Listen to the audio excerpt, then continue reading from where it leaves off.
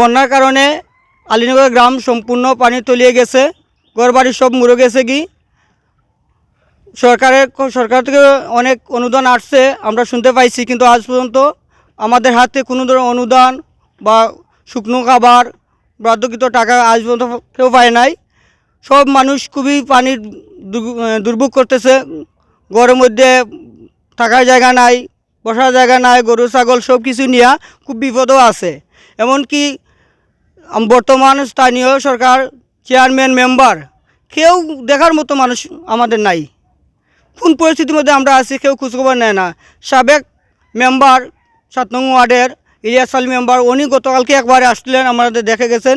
এছাড়া বর্তমান member chairman কেউ আজ পর্যন্ত একটা ফোন দিয়ে খোঁজখবর নিয়েছেন না যে ওই এলাকার মানুষ কোন অবস্থায় আছে, বাঁচতে আছে না মরে গেছে না পাইনে বাসায় নিছে কি, তাও খোঁজখবর নেওয়ার মতো তার কোনো দায়িত্বের ভিতরে পড়ে না। এমন ভাব তারা নিরা যেন আমাদের আলীনগরবাসী কোনো মানুষ হিসাবে আছে কি না তাও তা জানার দরকার নাই। এমন পরিস্থিতি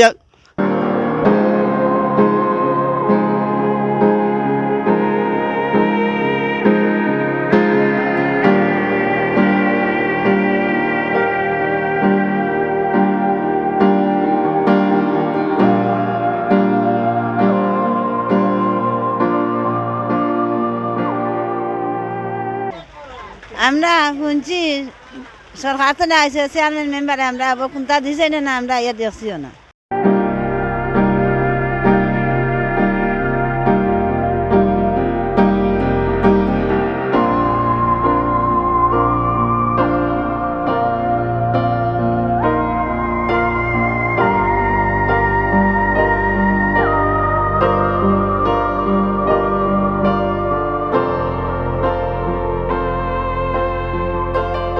দেখো গা এই পানির মাঝে দেখো গা আপনারা কিলা তোমার রয়েছে, এবং আমরা বর্তমানে চেয়ারম্যানে বর্তমান মেম্বারে সেও এখন পর্যন্ত আমরা দেখাশোনা করেন না। সরকারে শুনছি কিছু মালমাত্রা দিয়েছিল, আমরা তো শুনতেও পাইলাম না।